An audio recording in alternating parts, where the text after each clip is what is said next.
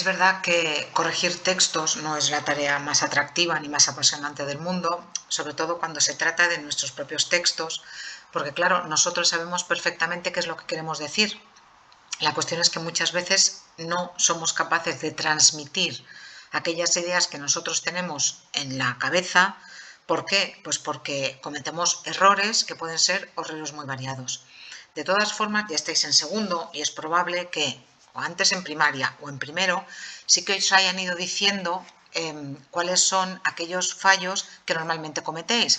A lo mejor resulta que son fallos de ortografía, a lo mejor son fallos de estilo, a lo mejor son fallos de coherencia, a lo mejor son errores porque repetís mucho una palabra, a lo mejor son confusiones entre el catalán y el castellano. Lo que es muy importante es que tengáis en cuenta cuáles son los fallos que cometéis para, primero, evitarlos y, si los habéis cometido, una vez estéis revisando el texto, para corregirlos sin invertir demasiado tiempo.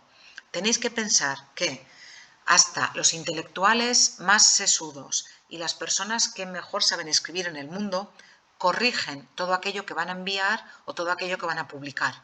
No os penséis que ningún escritor, que ningún filósofo, que ningún periodista escribe y publica o envía aquello que ha escrito a la primera, sino que normalmente lo que hacen es que lo trabajan, lo revisan, lo vuelven a mirar, lo leen en voz alta, se lo dan a leer a alguien, porque muchas veces nosotros no somos capaces de encontrar nuestros propios fallos, pero otra persona cuando lee nuestros textos los ve enseguida.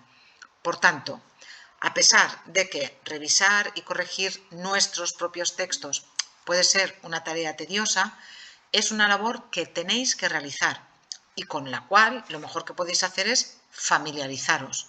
Porque, repito, no tenéis que dejar que vuestras ideas se pierdan porque no habéis sabido expresarlas en palabras, no habéis sabido ponerlas sobre el papel y tampoco hagáis que esas ideas, que a lo mejor sí que se entienden, se vean opacadas, en fin, de alguna manera ocultadas por faltas de ortografía o por errores gramaticales.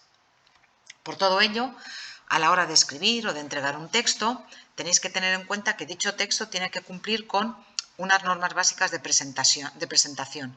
Pensad que un texto escrito, me da igual que sea a mano, en un examen o en formato digital, a ordenador, es vuestra carta de presentación al mundo y dirá mucho de vosotros. Igual que, en fin, os vestís de una forma determinada porque os estáis presentando al mundo de esa manera, a la hora de presentar un texto también os estáis presentando al mundo.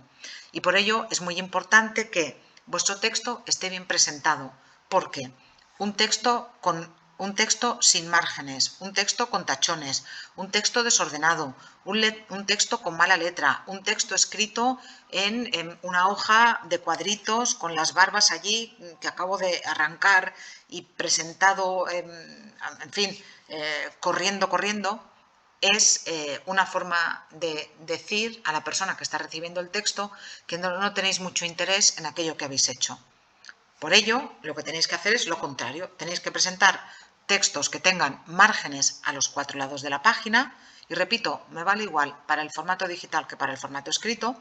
Tenéis que presentar textos que no tengan tachones, que estén ordenados, y el orden, por ejemplo, lo da la correcta separación en párrafos, que tengan una letra que sea legible y que estén en un folio en lugar de en una hoja de cuadritos de cualquier manera.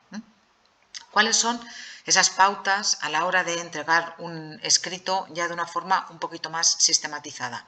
Bueno, las pautas que yo os doy son imprescindibles en mi materia, pero también son pautas generales que os ayudarán en la vida cotidiana y en otras materias, pero en la vida en general. Cuando vosotros vais a buscar un trabajo, no podéis presentar un currículum de cualquier forma. Tenéis que presentar un currículum sin tachones, en un folio, sin falta de ortografía, limpio. A nadie se le ocurre presentar un currículum con una mancha desobrasada.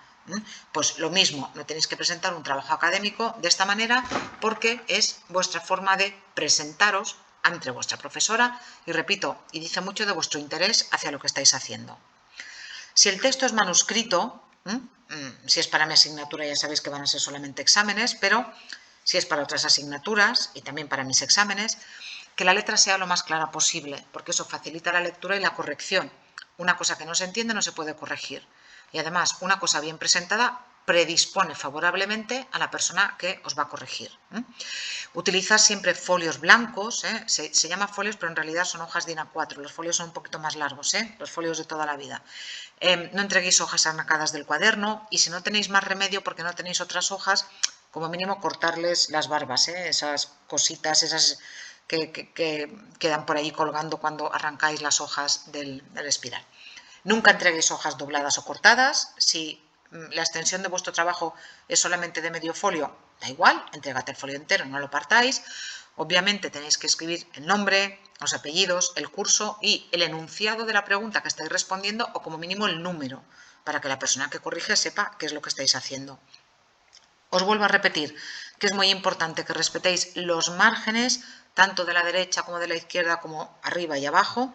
Los márgenes, por ejemplo, cuando hacéis un examen, luego sirven mucho a la persona que os corrige pues para anotar las cosas que están bien y las cosas que están mal, para corregiros, también para escribir la calificación. Por tanto, dejad márgenes suficientes. Si os habéis equivocado, podéis utilizar el Tipex, pero utilizarlo con moderación.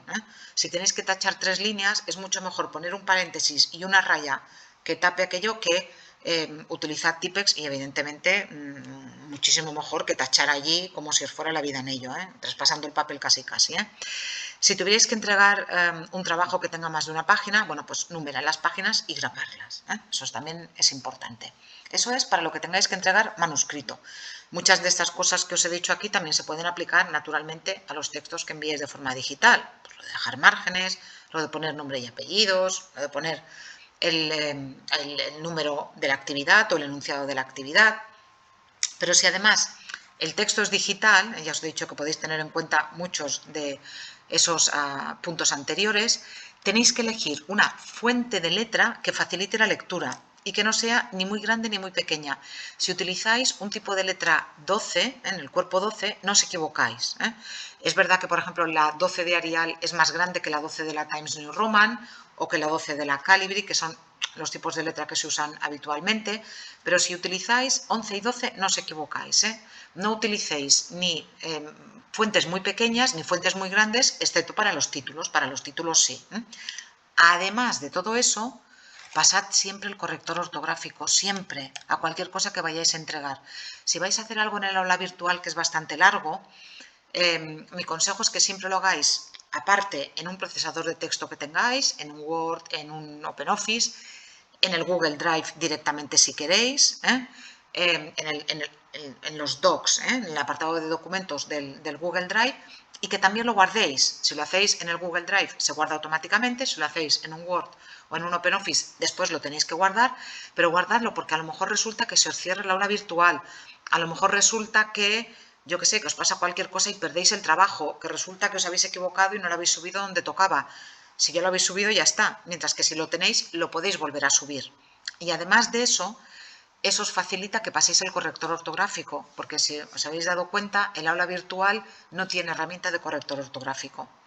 El corrector ortográfico limpia muchísimo, muchísimo los textos. Es verdad que no corrige todas las faltas, pero si el corrector ortográfico os pone si estáis escribiendo un texto y os sale debajo una rayita roja, eso quiere decir que estáis cometiendo una falta de ortografía.